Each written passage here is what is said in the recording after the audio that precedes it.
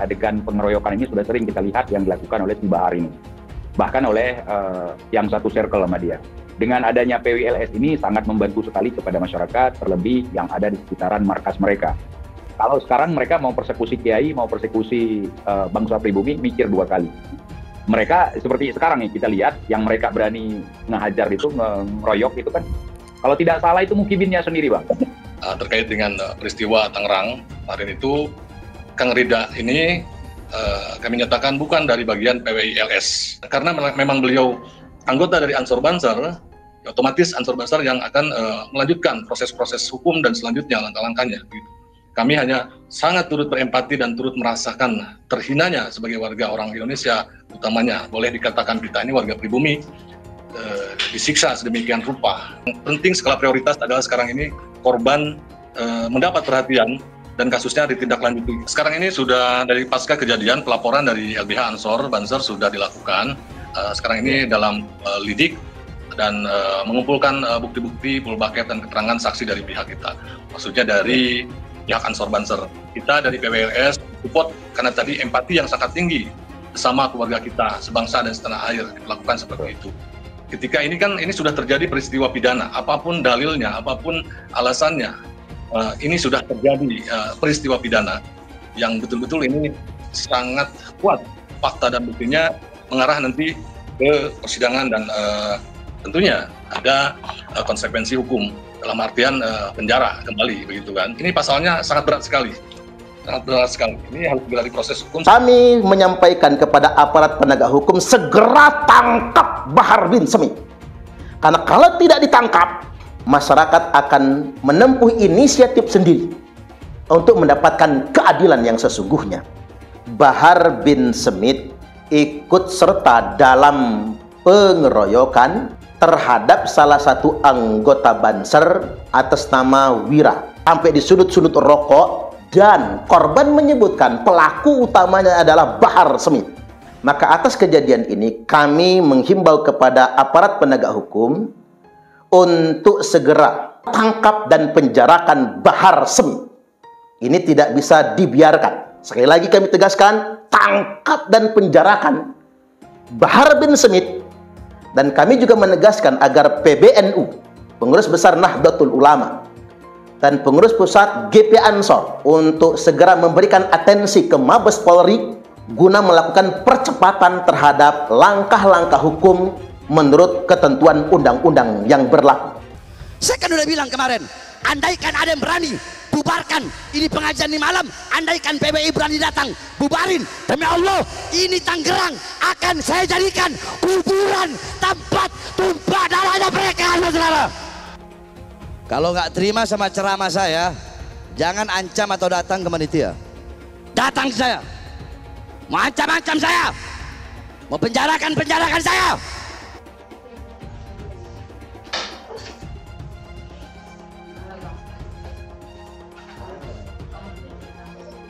Dari forensik.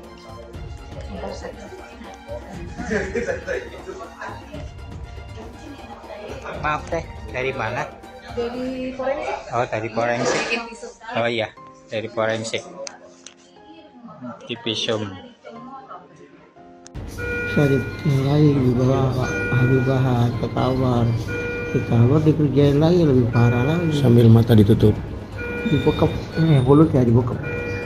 Mulut dibekap. Pakai air aduk basah. Saya suruh aku. Siapa saya? Terus mata ditutup. Ya mulutnya aja.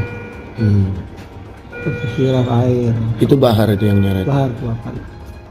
Pukul juga. Bahar yang ngehantem ya. Sama Bahar diapain aja? Dibekap. Lebih parah lagi. Terus ada yang mulus. Disundut. Agak rokok. Ada berapa anak buahnya Bahar yang ngehantem? 10 lebih lah, orang dari luar satu tuh dari luar lebih pukul saya. 10 lebih. Iya. Berarti sama Baharnya 11. Sama Baharnya gitu. Ya sama Bahar-Baharnya lah itu 10 lebih. Iya. Terus ada ancaman apa? Mau dibunuh, mau dimutilasi. Mau dibunuh, mau dimutilasi. Iya. Si Bahar yang ngomong. Iya. Si anjing Bahar yang ngomong. Terus sempat ditodongin golok nggak? Sempat leher juga ada sampai di leher. Leher diapain leher? Makanya digigit lah. Digorokin senjata. Leher sempat ditodongin golok. Masih kerasa. Allah, ya Allah.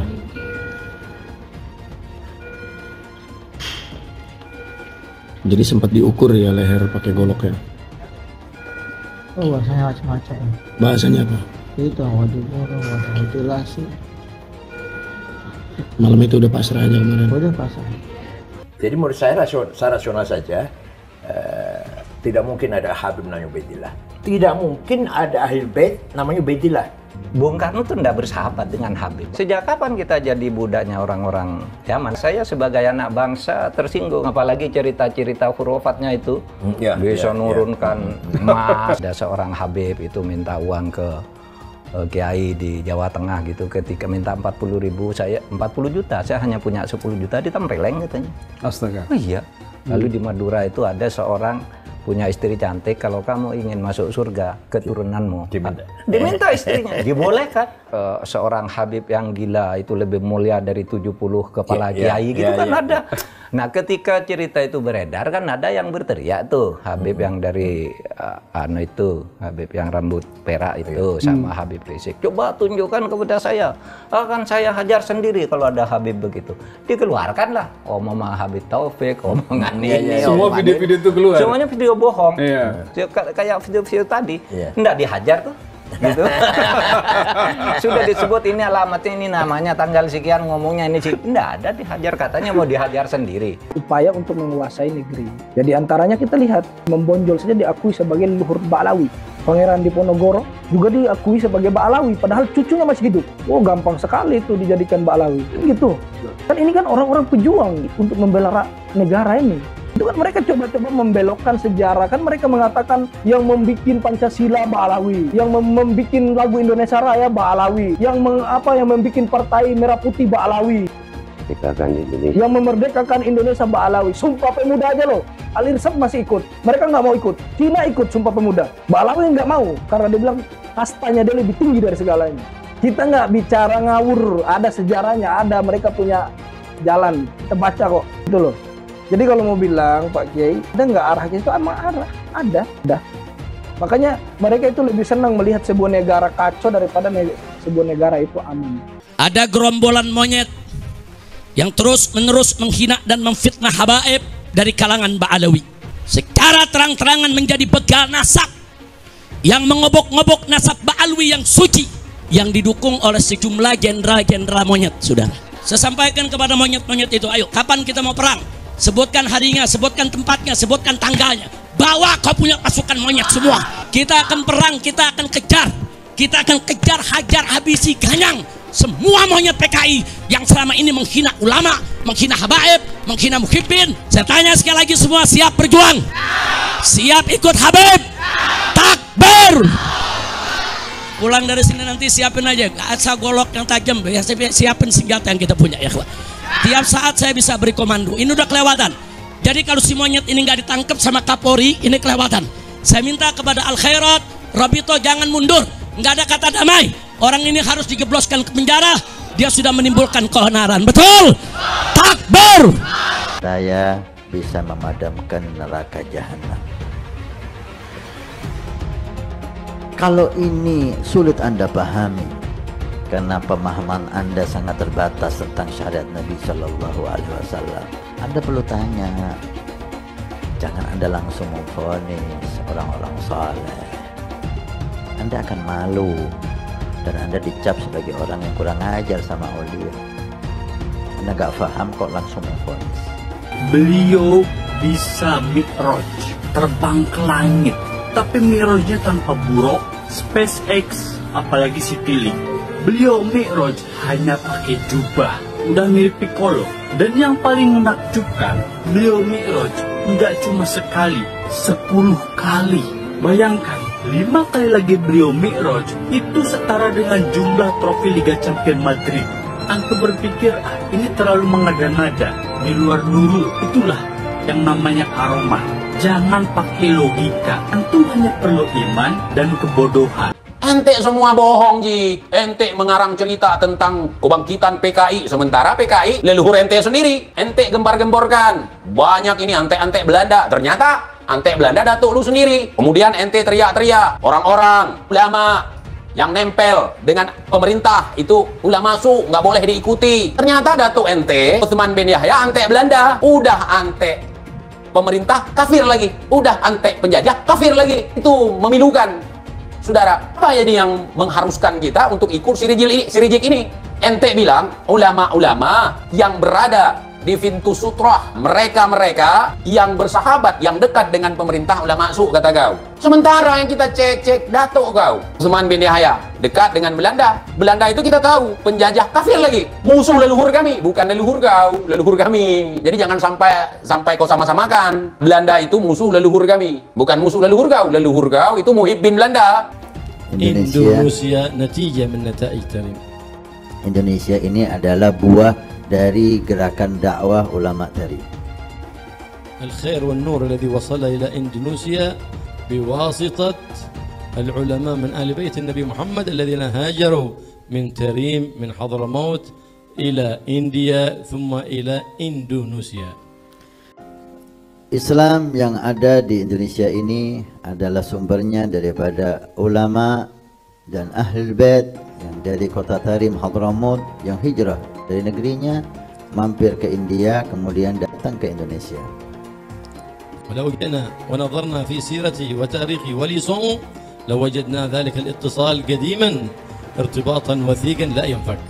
Kalau kita kembali ke sejarah kita yaitu Wali Songo yang mana mereka itu dari Tarim Hadramaut, maka kita akan sadar Indonesia dan Tarim tidak bisa.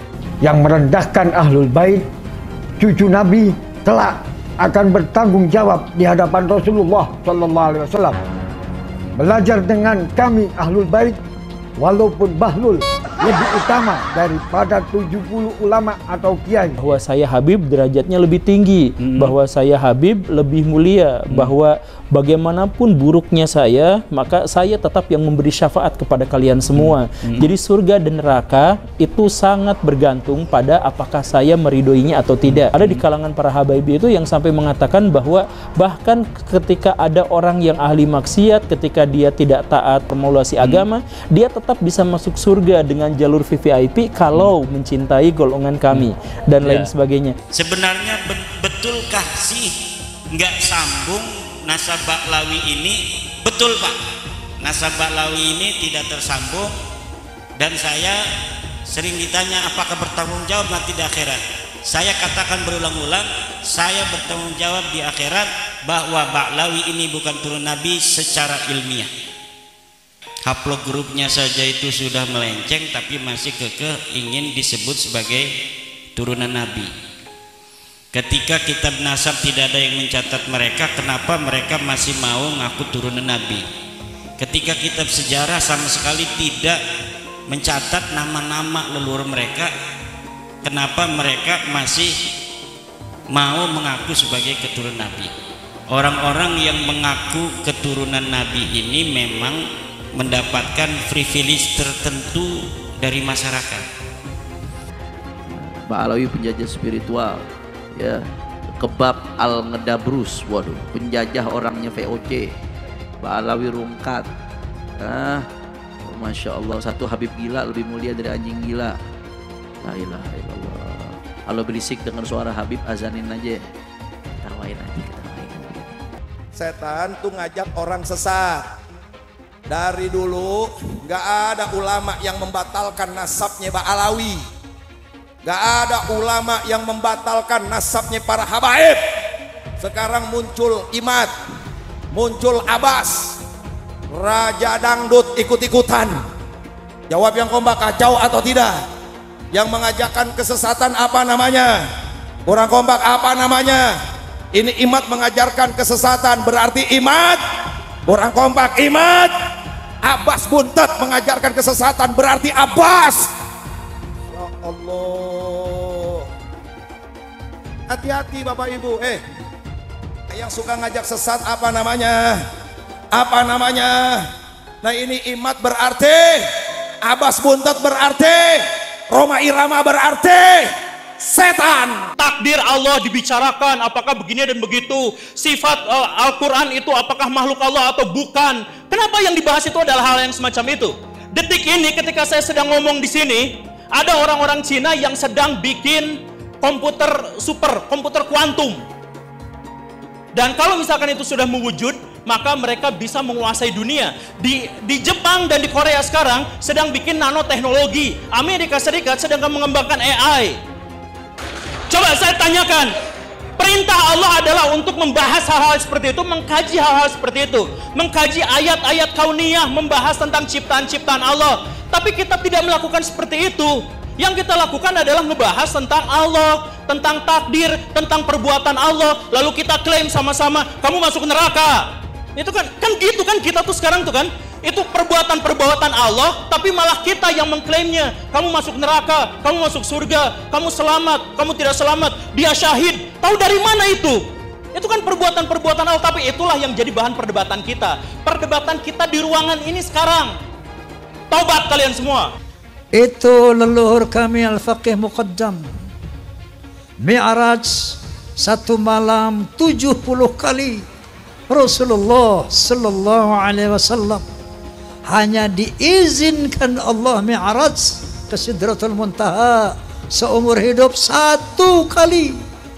Ketika ada orang mengatakan bahwa moyang kami bisa Mi'raj satu malam 70 kali, ini telah merendahkan Rasulullah, telah menghina Rasulullah sallallahu alaihi wasallam.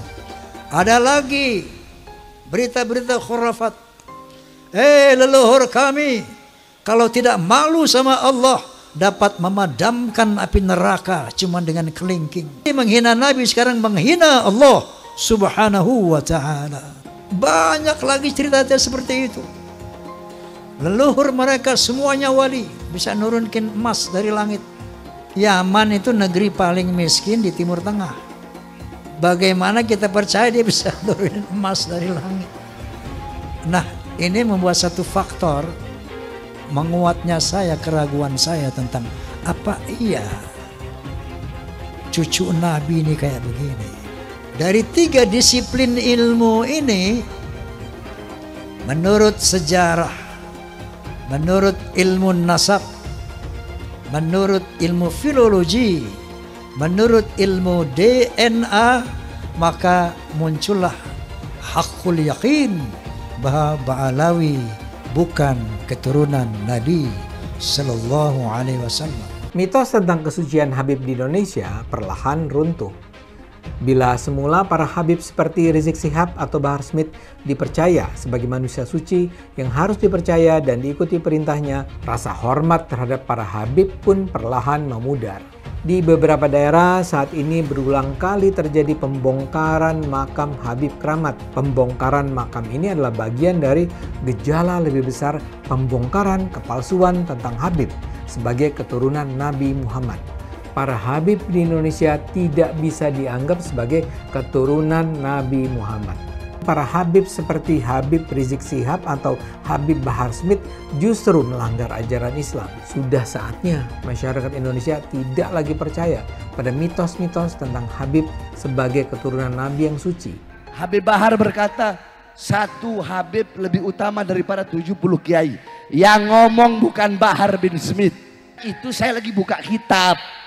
Bukan lagi ceramah, saya lagi ngajar santri, biar santri ini tahu Thariqah Ba'alawi, Syarifun Wahidun, satu Habib, afdal min 70 aliman, lebih utama daripada 70 alim. Satu kaki Habib itu lebih tinggi, lebih mulia dari 70 kepala kiai, kan gitu. Itu kan penghinaan betul. Kalau orang tidak terhina dengan ini, saya kira tidak, rasa kebangsaannya rendah.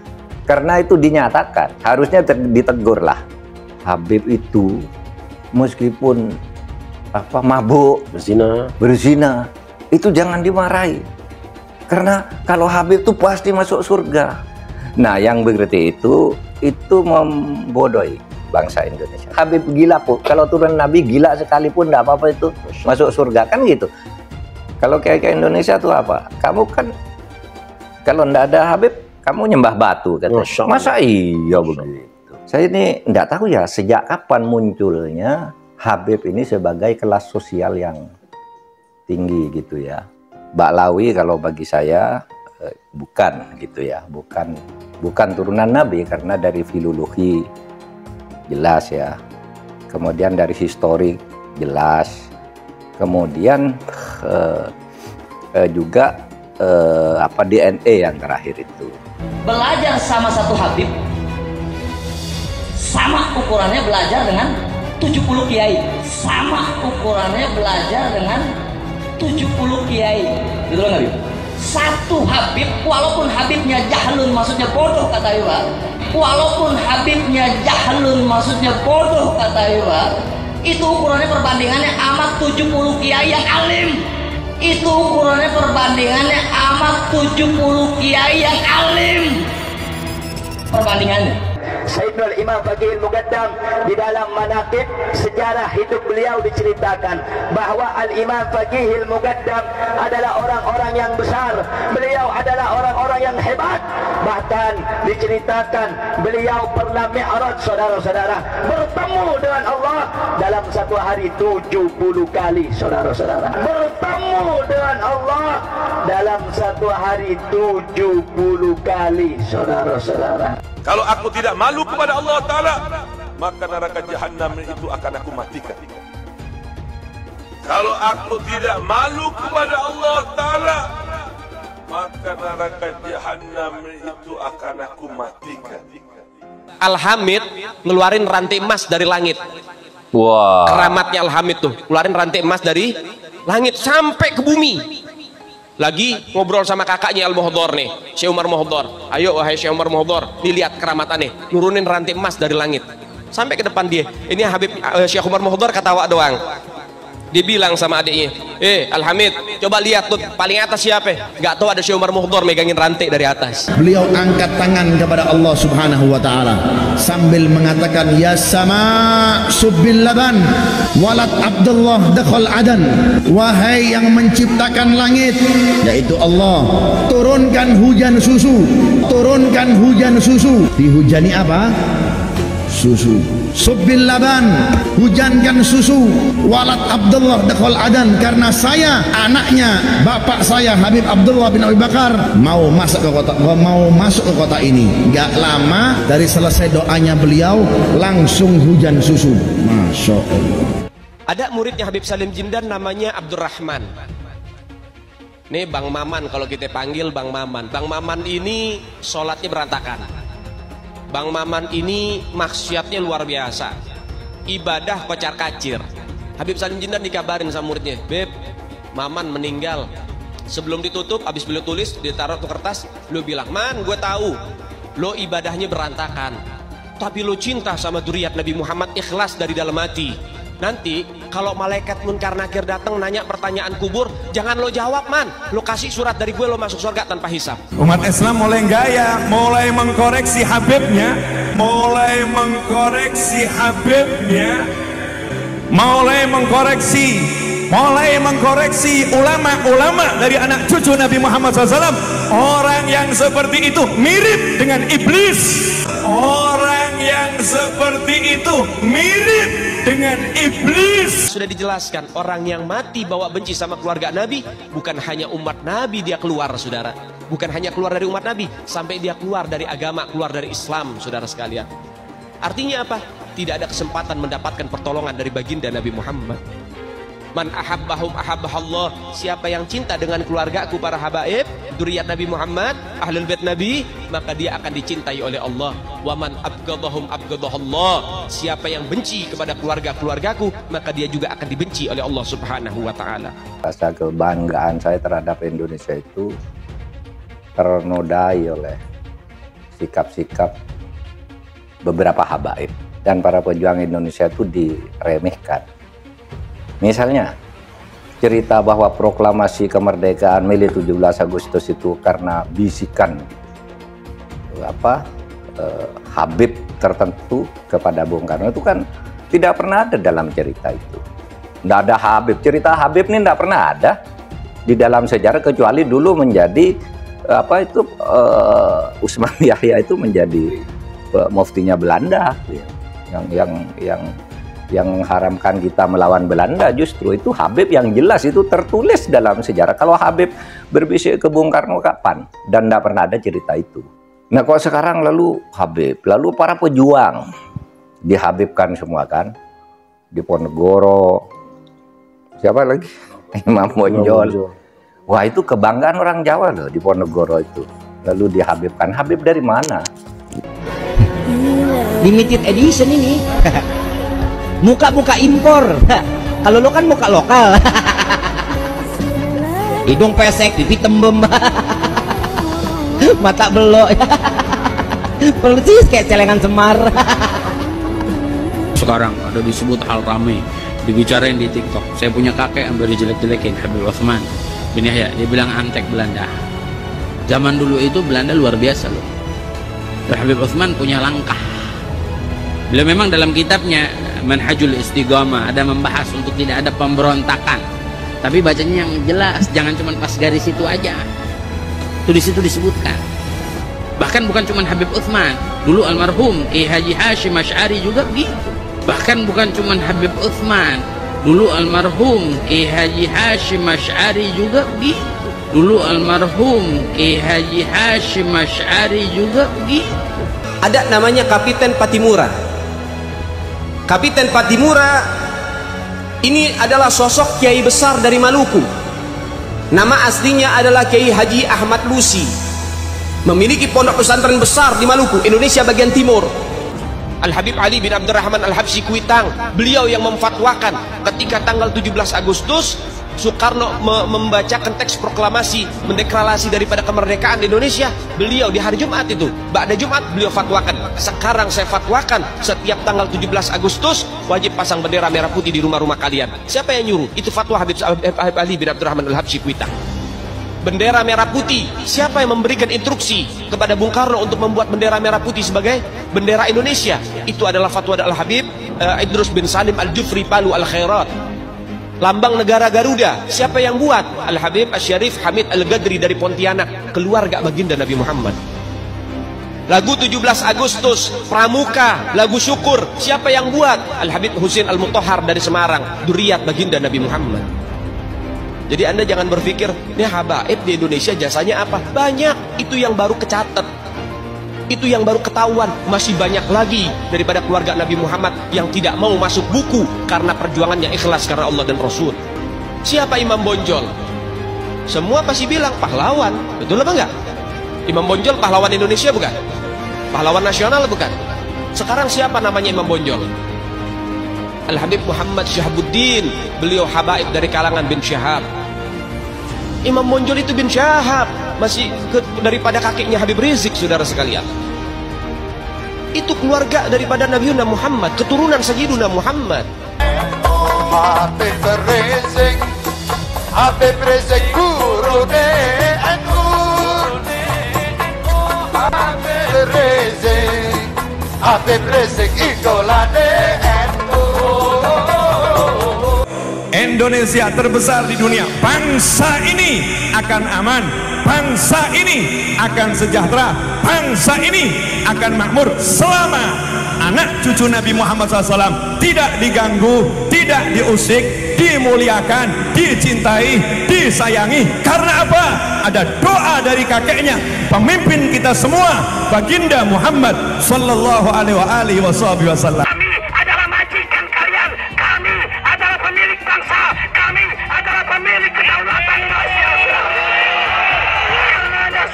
Perusahaan McDonald membagikan dividen. Perusahaan Apple ada iPhone. Lalu bagaimana dengan Tesla? Perusahaan mana yang harus diinvestasikan? Mana perusahaan yang overvalue? Ada 5 hal yang harus kalian perhatikan jika ingin berinvestasi di sebuah perusahaan.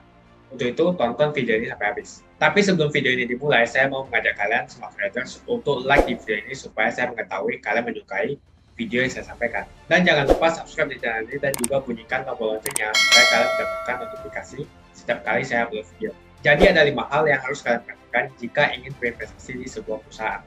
Yang pertama adalah profitability. investasilah di perusahaan yang profitable. Jika perusahaan itu tidak profitable, apa plan perusahaan itu untuk bisa profitable? Akan tetapi kalian mungkin menanyakan, semua perusahaan besar pasti profitable. Ini bisa dibantah, contohnya perusahaan yang dulunya belum profitable tapi perusahaan besar, seperti Uber, Beyond Meat, Zillow, Tesla. Jika perusahaan tidak menghasilkan profit, bukan berarti kita tidak boleh berinvestasi. Kita harus melakukan riset terlebih dahulu tentang perusahaan ini. Tips yang kedua adalah melakukan riset. Salah satu indikasi adalah rasio price to earning atau yang dikenal dengan PE ratio. PE ratio mengindikasikan seberapa mahal perusahaan ini berdasarkan berapa banyak profitnya. Semakin tinggi PE ratio, maka semakin mahal perusahaan itu. Begitu juga sebaliknya. Jika PE ratio tidak tersedia, maka perusahaan itu tidak profitable. Tips yang ketiga, ketika kalian ingin berinvestasi di perusahaan, apakah perusahaan itu gampang untuk direplika? Seberapa susahnya potensi perusahaan yang baru untuk menggantikan perusahaan itu? Contohnya seperti perusahaan Visa dan Mastercard. Perusahaan ini mempunyai kontrak di setiap toko atau payment system di dunia. Untuk perusahaan baru yang ingin menggantikan seperti perusahaan Visa dan Mastercard, akan sangat mahal. Bukan hanya mahal, akan sangat memakan waktu dan sangatlah susah. Jadi sangatlah penting untuk kita mengetahui bahwa apakah perusahaan itu akan sustainable dan tetap akan ada 10 tahun atau 20 tahun ke depan. Semakin susah untuk digantikan oleh perusahaan lain, maka semakin bagus untuk Anda investasikan.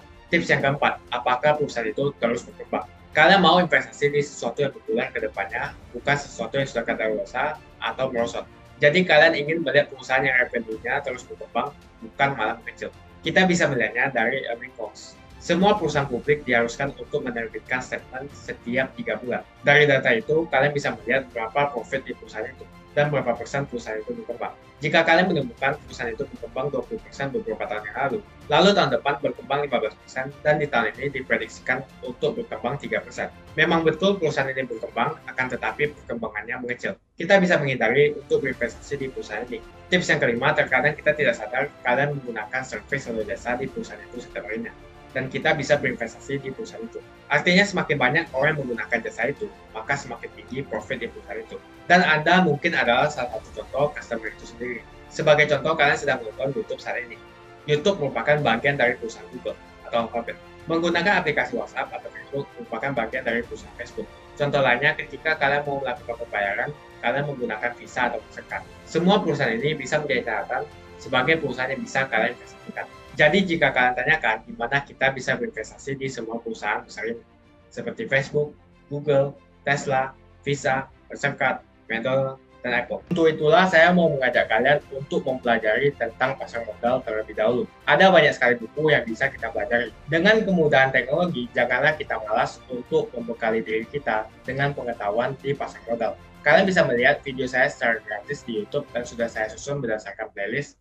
Atau kalian bisa membaca buku tentang investasi di pasar modal, tidak harus dari saya. Investasi yang paling penting adalah investasi di pengetahuan untuk diri sendiri. Dan yakinlah investasi itu akan membuahkan hasil ribuan kali lipat ke depannya. Saya juga memberikan kalian kelas trading gratis. Tidak semua orang bisa menjadi investor, apalagi mereka yang malas untuk belajar. Dengan kelas trading, saya yakin kalian bisa meningkatkan pengetahuan investasi kalian dari yang pemula hingga menjadi investor profesional. Dan ini sejalan dengan misi saya untuk membangun 10 juta investor di Indonesia. Jadi setelah menonton video ini, segera buka sekuritas gratis dengan link di kolom deskripsi. Bantuan untuk membuka sekuritas dan mengakses link bisa langsung WhatsApp di kolom deskripsi.